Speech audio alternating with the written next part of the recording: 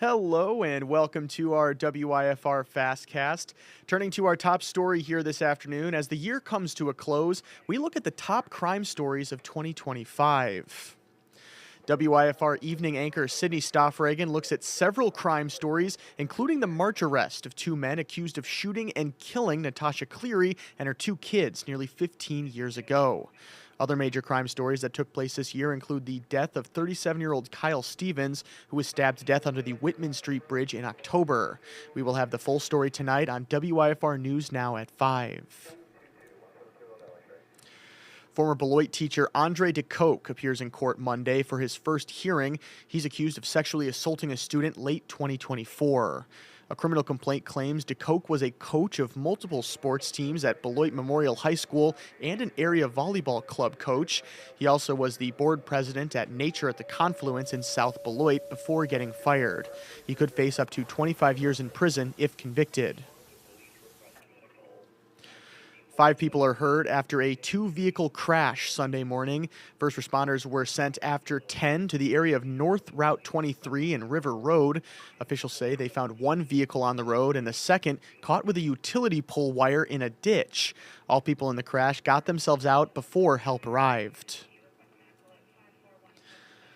A Rockford man is arrested after deputies say he mistakenly drove into a field while drunk Sunday night.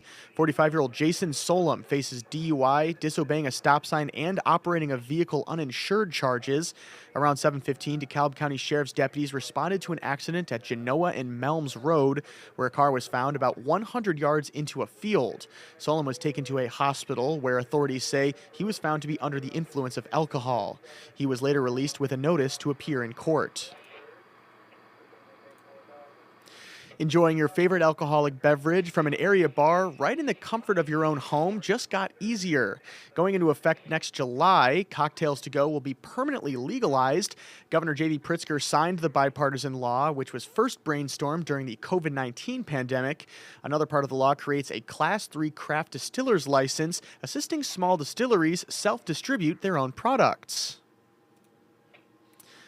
The Winnebago County Sheriff's Office will offer safe rides home for those who may have had a little too much to drink. Deputies will offer rides from 9 at night to 4 in the morning, Wednesday, December 31st, and residents should call the Sheriff's Office non-emergency line to call for a ride. Rides will only be given to a home, not to bars or any other businesses. Certain construction lanes and shoulders across Illinois are reopened Monday, and this comes after the Illinois Tollway suspended several lanes. That was due to the Christmas holiday. I-90 saw some improvements, though, through the closure, but other lanes receiving construction may need to be extended due to weather. For a full list of construction projects and their duration on the tollway, visit illinoistollway.com. A week before she's set to be sworn in, WIFR will have an exclusive interview with incoming Freeport Police Chief Jacqueline Frosto. Recently retired from the Chicago Police Department, Freeport leaders say Frosto brings more than 25 years of leadership to the role. Frosto also holds a Doctor of Business Administration, Master of Science and Public Safety Management degrees, and more. Frosto is set to take over the role from former Chief Chris Schenberger. WIFR's Daniel Burbank sits down with Frosto to find out what needs to be done in Freeport and what she plans to bring to the Pretzel City. Celebrating 100 years of gravity-defying tricks on the basketball court, the Harlem Globetrotters are coming to the BMO Center Monday night. Kicking off at 7, the Globetrotters bring pregame fun, some postgame interactions, and more for families. Tickets start as low as $32, but families can also buy the Magic Pass, which gives kids a chance to get to test their skills on the court with some of the players. And we wrapped up name submissions for our WIFR viewer tree, and we want to say a big thank you to all who sent names of anyone they know currently serving in the military. We've had more than 200 ribbons tied for those serving in the Army, Navy, Coast Guard, Air Force, and Marines. We'd also like to thank TJ's Farm Market in Belvedere for supplying our tree this season.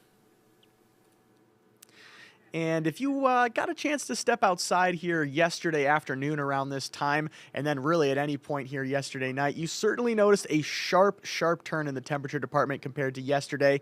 Let's take a look at our hour-by-hour forecast out there. So you can see currently right now we're sitting at about 21 degrees here, a far, far cry from what we were sitting at here yesterday. I know we reached the 50-degree temperatures here, so that's at least a 30-degree drop there for the most part. But taking a look as we enter on throughout the rest of our Monday here, you can see during the 2 and 3 o'clock hours, we've got some gusty winds out there. Nothing that's necessarily too much to worry about, though. But taking a look once we hit the 4 o'clock hour, it does look like things are going to calm down. And something else that we do want you guys to see out there, it might look like it's dusting out there just a little bit with some of those snowflakes.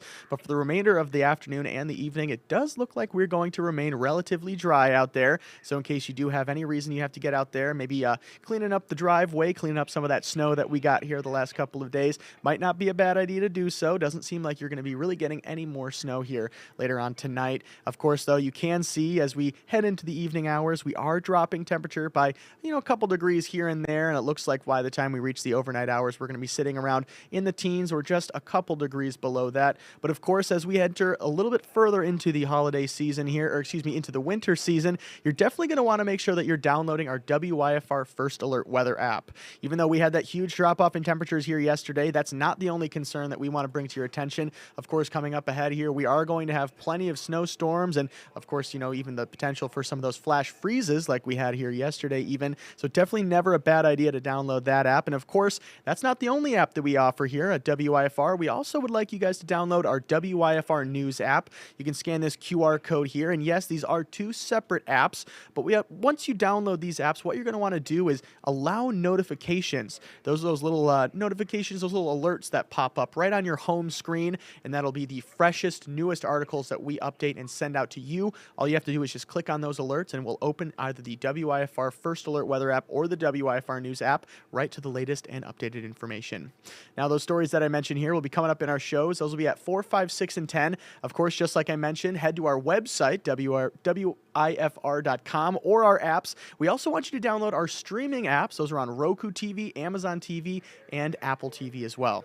Thank you so much again for watching, and we'll see you coming up here in just about 2.5 hours here for our next FastCast at 3:30, and then we'll see you coming up at WIFR News first at 4 with Sydney Stoffregan. Thank you so much for watching.